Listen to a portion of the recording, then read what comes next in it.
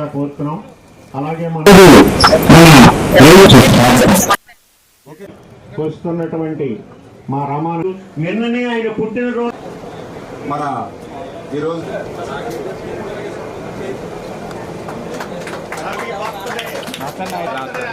గారికి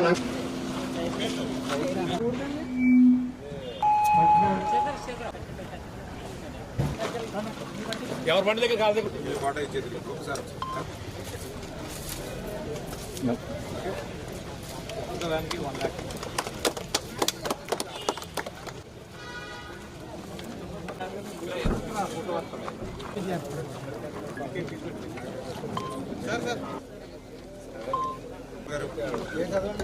రామన్న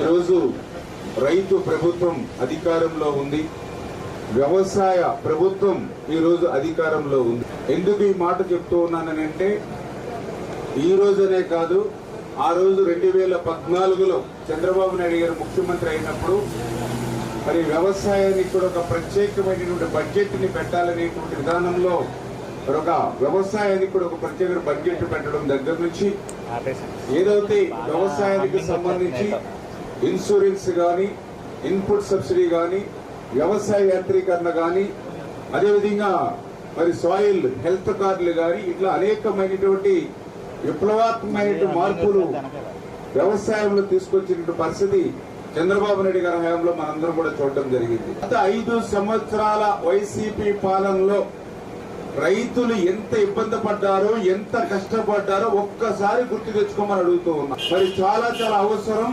ఒక ఆక్సిజన్ లాంటిది ఇన్సూరెన్స్ అంటే రైతులకి.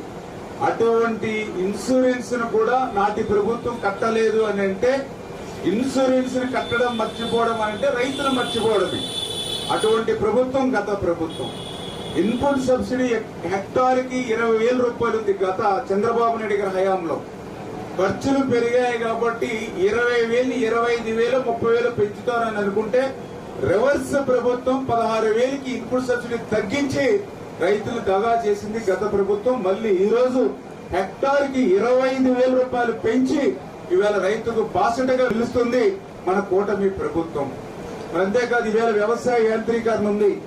మీరు చూశారు గత 5 సంవత్సరాల పాలనలో ఒక్క బరకం మొక్క కూడా రైతులకు ఇచ్చినటువంటి పరిస్థితి లేదు. మళ్ళీ ఈ రోజు మనం వచ్చాం అధికారంలోకి.